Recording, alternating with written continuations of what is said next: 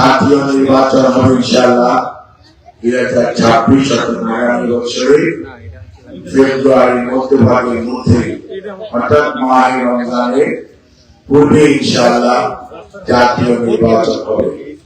আপনার 14, 18 অথবা 24 তিনটি নির্বাচন দেখেছেন।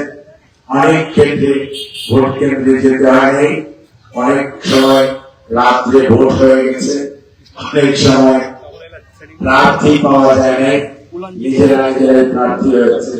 অর্থাৎ আপনার ভোটটি, আপনার যে অধিকার সঠিকভাবে আপনাকে প্রয়োগ করতে দেওয়া হয়নি।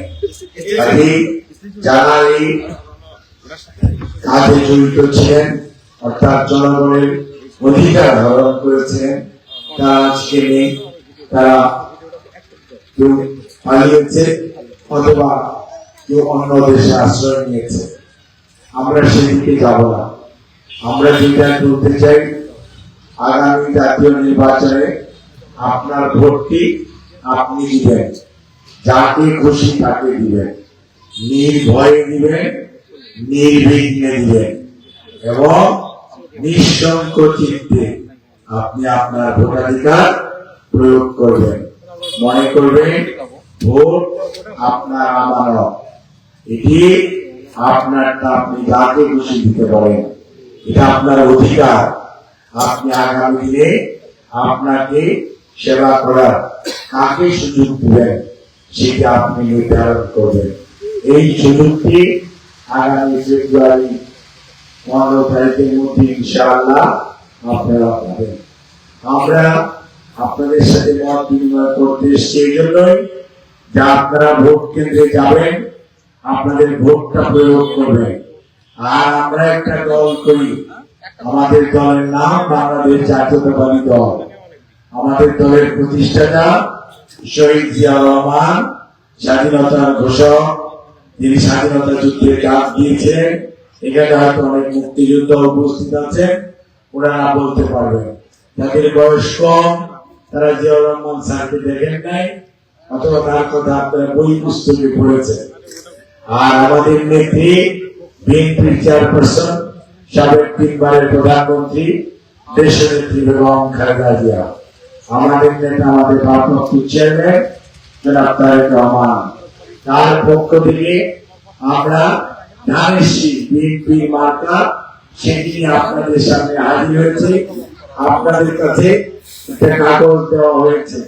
এই কাগজগুলো লিফলেট আমাদের নেতা কর্মীরা আপনাদের বাড়িতে বাড়িতেও বা দোকানে দোকানেও আগে পৌঁছে দিয়েছে। আজকেও দেওয়া হয়েছে, ভবিষ্যতেও দেওয়া হবে। তার কারণটা হচ্ছে এখানে 31টি পয়েন্ট লেখা আছে, 31 দফা কর্মসূচি। অর্থাৎ বিএনপি যদি আপনাদের সমর্থনে দেশ সেবার সুযোগ পায়, তাহলে বিএনপি আগামী দিনে কি করতে চায় সেটি এখানে লেখা আছে। আমরা কথায় বিশ্বাস করি না, আমরা কাজে বিশ্বাস করি। আমাদের নেতা শহীদ জিয়াউর রহমান স্বাধীনতার ঘোষণা দিয়ে অস্ত্র হাতে যুদ্ধ করে দেশ স্বাধীন করার সাথে সম্পৃক্ত ছিলেন। উনি কিন্তু ঘোষণা দিয়ে আত্মসমর্পণ করেন নাই, পালিয়ে কোথাও যায় নাই। এটা প্রমাণ করে ঘোষণা দিয়ে যুদ্ধ করেছেন আপনাদেরকে সাথে নিয়ে। এবং দেশনেত্রী বেগম খালেদা জিয়া এই দেশে যখন বিএনপির চেয়ারম্যান হয়েছেন এবং দেশের প্রধানমন্ত্রীর দায়িত্ব দেশের মানুষ ওনাকে 3 বার দিয়েছে।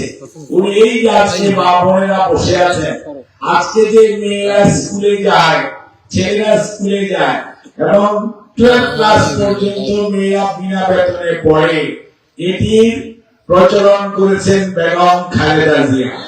এবং আজকে ছেলেরাও উপবৃত্তি পায়, বিশেষ করে প্রাইমারি সেকশনে উপবৃত্তি, অর্থাৎ খাদ্যের বিনিময়ে অথবা অর্থের বিনিময়ে পড়াশোনা, এটির প্রচলন করেছেন বেগম খালেদা জিয়া।